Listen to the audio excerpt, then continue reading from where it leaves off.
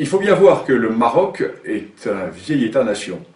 Vieil État-nation, une simple référence permettra de mettre en évidence cette idée. Quand Hugues Capet est élu roi de France en 987, la monarchie marocaine a déjà quasiment 2 siècles d'existence. Donc c'est un vieux royaume, un vieil empire, et ce vieux royaume, ce vieil empire, a été très largement amputé pendant la période coloniale. Le Maroc était en décadence au XIXe siècle, et il a été amputé à l'est et au sud. Amputé à l'est très largement par la France, lorsque la France a constitué l'Algérie. Et la France a poussé vers l'ouest les frontières de l'Algérie, et ce faisant, les frontières du Maroc ont reculé. Et le Maroc a été ensuite très largement amputé vers le sud.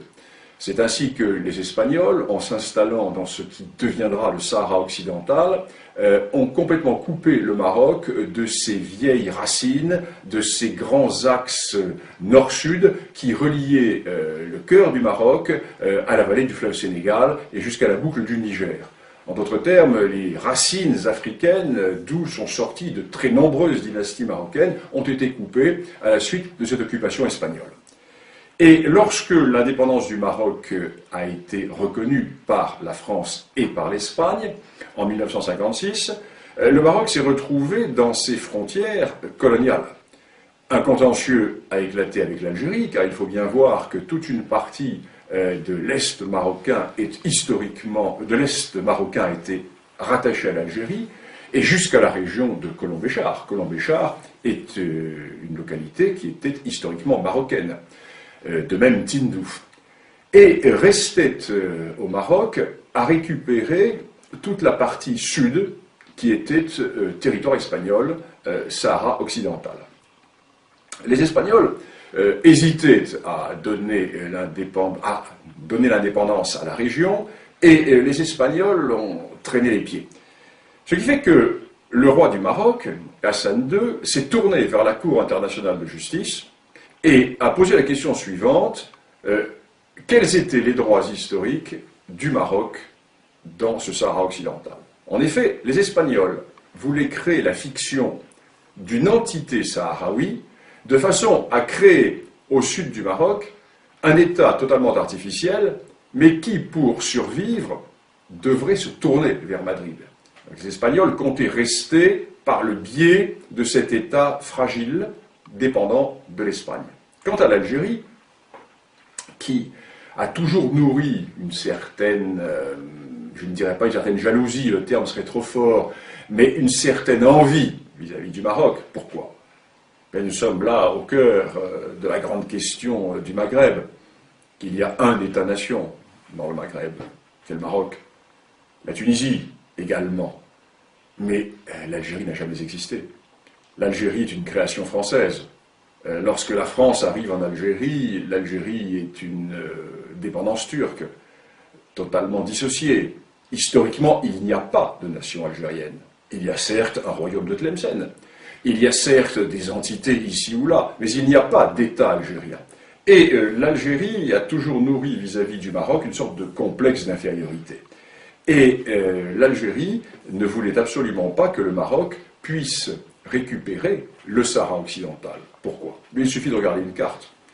L'Algérie est un État accroché au littoral méditerranéen du nord de l'Afrique, avec un énorme appendice qui s'avance vers le sud, à travers le Sahara, appendice totalement artificiellement rattaché à l'Algérie par le général de Gaulle, alors que le Sahara n'a jamais été algérien, puisque l'Algérie n'a jamais existé.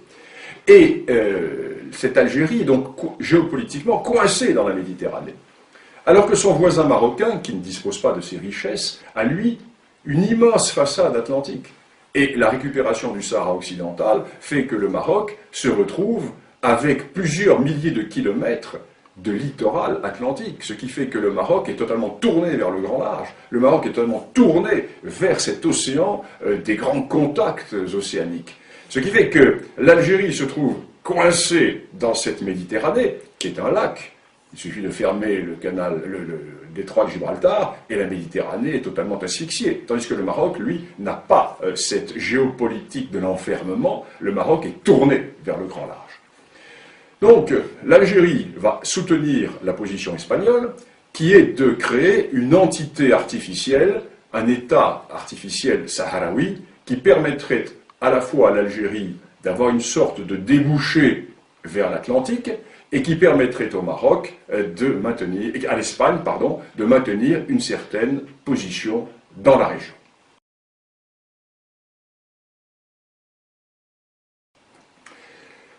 Historiquement parlant, la revendication marocaine est absolument incontestable. Elle est incontestable pourquoi? Parce que 5 des dynasties marocaines sont sorties du Sahara occidental ou du Grand Sud saharien. C'est un premier élément.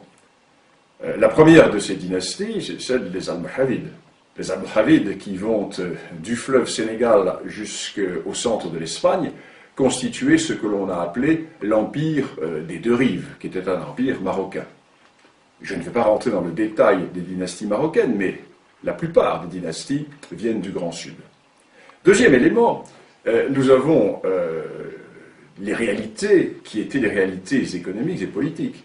Toute la vallée du fleuve Sénégal, la vallée du fleuve Niger, la boucle du Niger, était tournée vers le Maroc. N'oublions pas qu'au XVIe siècle, Tombouctou était une ville marocaine. La prière à Tombouctou était dite au nom du sultan du Maroc. Le pachalik de Tombouctou était un pachalik marocain. N'oublions pas également que les grandes routes transsahariennes qui permettaient de mettre en relation le monde ouest-africain avec le monde méditerranéen étaient sous contrôle marocain et aboutissaient dans les grands marchés du sud du Maroc. Nous avons toutes ces réalités qui font que lorsque le roi Hassan II a déclaré qu'en récupérant le Sahara occidental, le Maroc renouait avec les racines d'un arbre dont les feuillages sont tournés vers la Méditerranée, le roi du Maroc avait une image qui était très belle et qui était tout à fait réaliste et qui montrait bien ce qu'était cette réalité. Alors le problème est que en Europe, nous avons toujours cette vision européocentriste, européocentrée, et nous avons également la déformation de l'histoire immédiate.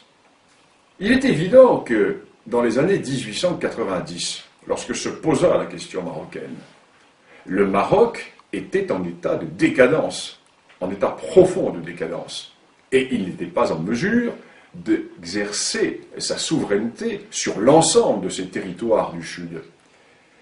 Et nous avons cette vision qui est une vision du XIXe siècle. Or, la véritable réalité politico-historique et géopolitique de cette région est largement antérieure au XIXe siècle. Ce qui fait que si nous faisons un peu d'histoire, et c'est l'intérêt de cette discipline, si nous faisons un peu d'histoire, nous constatons que, par le passé, le Maroc, effectivement, avait des droits qui s'étendaient, j'allais dire, bien au-delà du Sahara occidental, qu'il a récupéré depuis 35 ans, car, sans déplaire à nos amis mauritaniens, nous devons également reconnaître que la Mauritanie n'a jamais existé, et que la Mauritanie actuelle a été, du moins dans sa partie nord, très largement une dépendance marocaine jusqu'au début du XIXe siècle, puisque les émirs des tribus du nord de la Mauritanie étaient investis par le sultan du Maroc. Alors nous sommes là dans une réalité tout à fait intéressante qui fait que le Maroc, puissance continentale, se retrouve être une puissance maritime. Et tout le cœur de la question repose à Alger.